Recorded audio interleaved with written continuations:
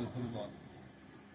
দেখুন, আমার ঠাকুর সম্পর্কে আলোচনা আমার পক্ষে সম্ভব নয়, তাই সমস্ত ভক্তার চরণে কোটি কোটি প্রণাম রাখি এবং আপনাদের চরণ ধরি, শিরে করি, চেষ্টা করব মাত্র ঠাকুরের কথা বলার জন্য।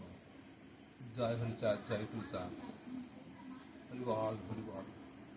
ঠাকুর গরু চড়াতে এবং রাখালিয়া ভক্তদের সঙ্গে রাখালিয়া খেলা করতে খুব ভালোবাসতেন। একদিন উনি বাড়ির পাশে পালানে গরু চড়াতে গিয়েছে, গরু ছেড়ে দিয়েছে, উনি বসে আছে। কোথা থেকে শালিক পাখি এসে ওনার স্কন্ধের পরে বসেছে এবং হাতের পরে এসেছে আর ওনার মুখের দিকে তাকাচ্ছে। ঠাকুর বলছে যে পূর্বে জন্মে যাকে চিনা, এই জন্মেতেও সে তাকে চেনি। তাই পূর্বে জন্মে তোমরা তো আমার কাছে আসতে কত কথা বলেছি।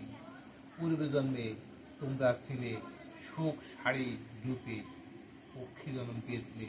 এই জন্মে সেই সুখ শাড়ি শালিক স্বরূপ জন্মগ্রহণ করেছে। তাই হরিচাঁদকে দেখতে পেয়ে ওরা পূর্বের সেই চেনা জানা ছিল। তাই হরিচাঁদের কাঁধে এসে বসে ওনার হাতে ওনার নাচছে আর মুখ পানে ডগমগু করে তাকাচ্ছে।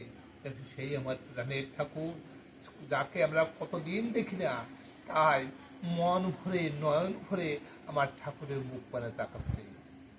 এমন ভাব ভক্তরা দেখে অবাক যে বনের পাখি কি করে ঠাকুরের সঙ্গে ভাব আলাপ হচ্ছে, এমন ভাব, এবং ঠাকুরের মুখের দিকে তাকাচ্ছে।